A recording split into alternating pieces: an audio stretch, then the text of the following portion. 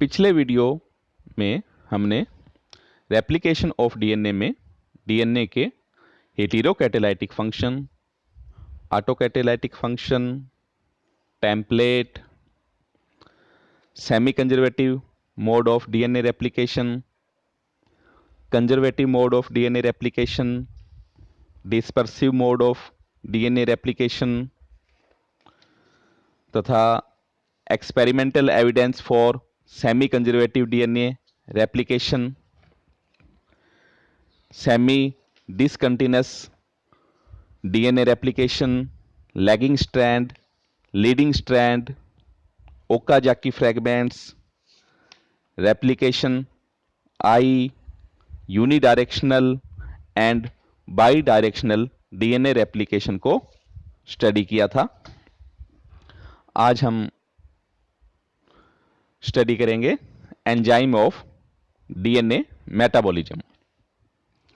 Prokaryote और eukaryotic cell में 3 प्रकार के न्यूक्लियर एंजाइम्स पाए जाते हैं जो डीएनए पर कार्य करते हैं, जो न्यूक्लिएज, पॉलीमरेज तथा लाइगेज एंजाइम होते हैं। First, nuclease enzyme. Nuclease enzyme hydrolase enzyme की तरह कार्य करते हैं और पॉलीन्यूक्लियोटाइड चेन को न्यूक्लियोटाइड्स में तोड़ देते हैं। न्यूक्लियोटाइड्स आपस में 3-5- फॉस्फोडाइएस्टर बॉन्ड्स द्वारा जुड़े रहते हैं और न्यूक्लिएज एंजाइम इस लिंकेज के 3- या 5- एंड पर अटैक करते हैं। न्यूक्लिएज एंजाइम 2 प्रकार के होते हैं। एक्सोन्यूक्लिएज एंजाइम वह न्यूक्लिएज एंजाइम जो पॉलीन्यूक्लियोटाइड चेन के फ्री एंड से अटैक करता है, एक्सोन्यूक्लिएज एंजाइम कहलाता है। एक्सोन्यूक्लिएज एंजाइम पॉलीन्यूक्लियोटाइड चेन के 3- OH एंड से या 5- फॉस्फेट एंड से अटैक कर सकता है और 3- to 5- डायरेक्शन या 5- to 3- डायरेक्शन में ट्रेवल करता हुआ न्यूक्लियोटाइड्स को अलग करता है। Endonuclease enzyme.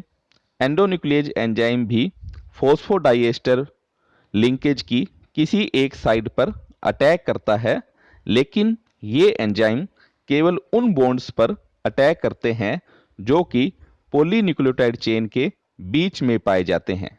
अगर पॉलीन्यूक्लियोटाइड चेन सिंगल स्ट्रैंडेड है तो एंडोन्यूक्लिएज एंजाइम इसे 2 टुकड़ों में तोड़ देते हैं। अगर पॉलीन्यूक्लियोटाइड स्ट्रैंड एक डबल हेलिक्स का पार्ट होता है तो सिंगल एंडोन्यूक्लियोलाइटिक कट के कारण उस स्ट्रैंड में एक निक बन जाता है, लेकिन DNA double helix single piece में ही रहता है।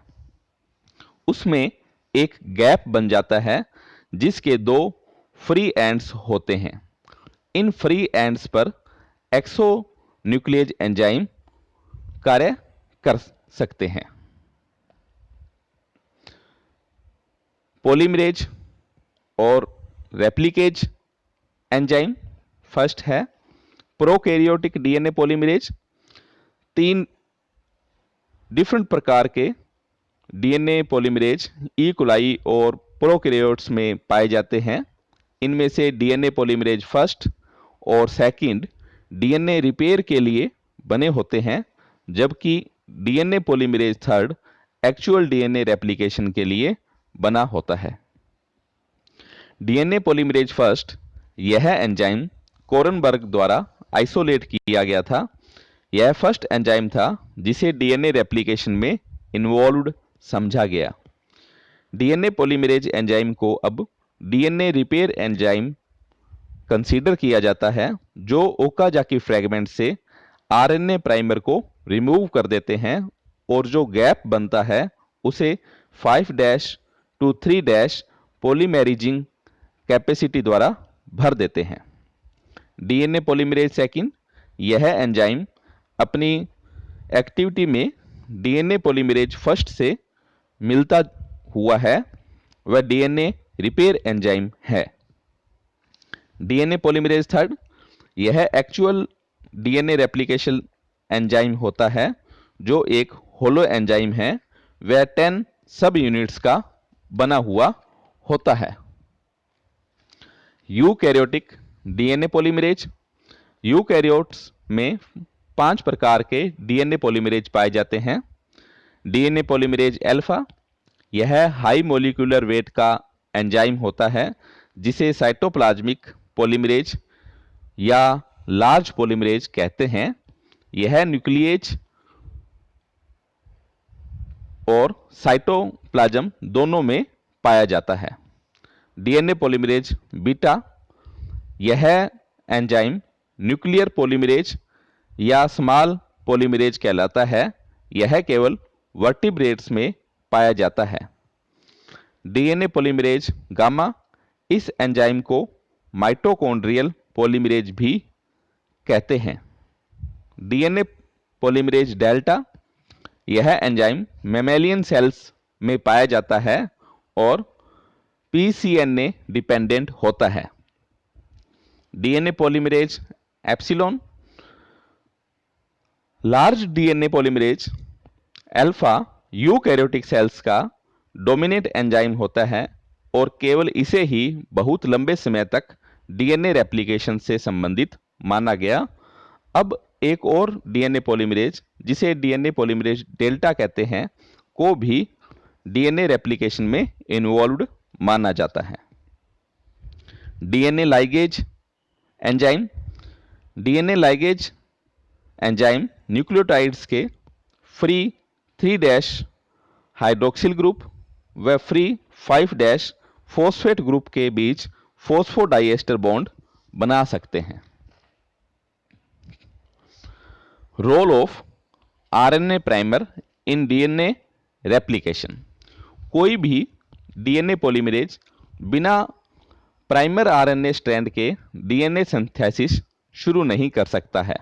इसलिए वास्तविक डीएनए रेप्लिकेशन स्टार्ट होने से पूर्व एक शॉर्ट आरएनए ओलिगोन्यूक्लियोटाइड सेगमेंट, जिसे आरएनए प्राइमर कहते हैं, का सिंथेसिस आरएनए प्राइमेज एंजाइम द्वारा राइबोन्यूक्लियोसाइड ट्राइफॉस्फेट्स को काम लेकर किया जाता है।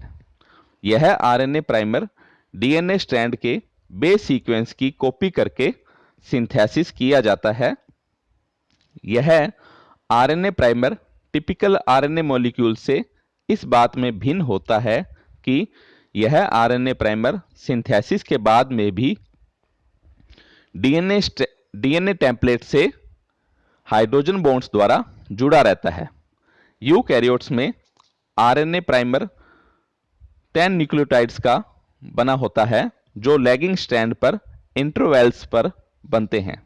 इसके पश्चात ये डीएनए पॉलीमरेज द्वारा इलोंगेट होकर ओकाजाकी फ्रैगमेंट्स बनाते हैं। यूकैरियोट्स में डीएनए रिपेयर सिस्टम द्वारा बाद में आरएनए प्राइमर को हटा दिया जाता है व उनकी जगह डीएनए भर दिया जाता है। रेप्लिकॉन्स, प्रोकैरियोट्स और यूकैरियोट्स में डीएनए रेप्लिकेशन अलग अलग यूनिट्स में होता है। इन यूनिट्स को रेप्लिकॉन्स कहते हैं। रेप्लिकॉन्स की संख्या जीनोम में अलग अलग होती है, जैसे बैक्टीरिया में 1, ईस्ट में 500 तथा प्लांट्स और एनिमल्स में ये हजारों की संख्या में पाई जा सकती है। Proteins involved in opening of DNA helix, DNA helicase.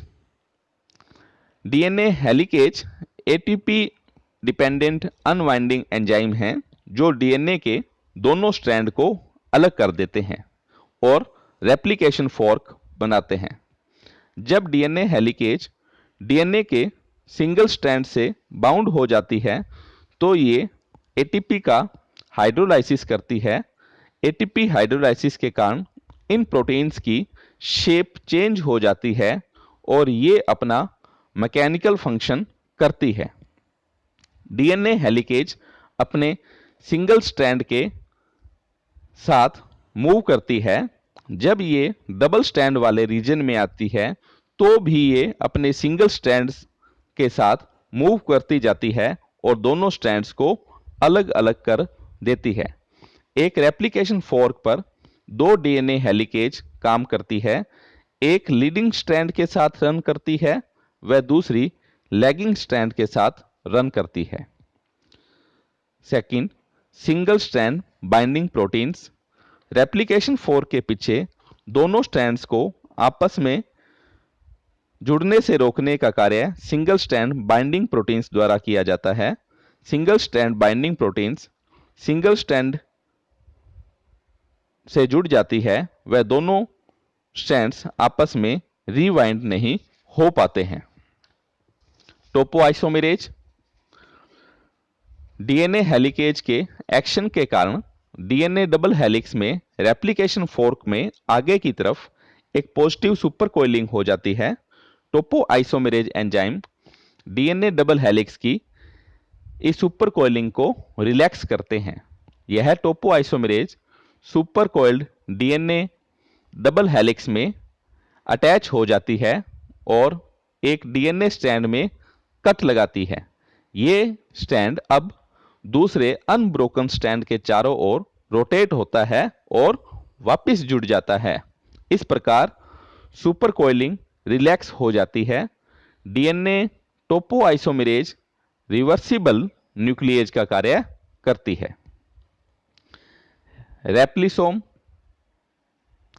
Sinha और कोरनबर्ग ने बताया कि डीएनए पॉलीमरेज, आरएनए प्राइमेज और हेलिकेज एक दूसरे के साथ जुड़कर एक मल्टी एंजाइम कॉम्प्लेक्स बनाती है जो रेप्लिसोम कहलाता है, जो लीडिंग और लैगिंग स्ट्रैंड पर डीएनए सिंथेसिस करता है।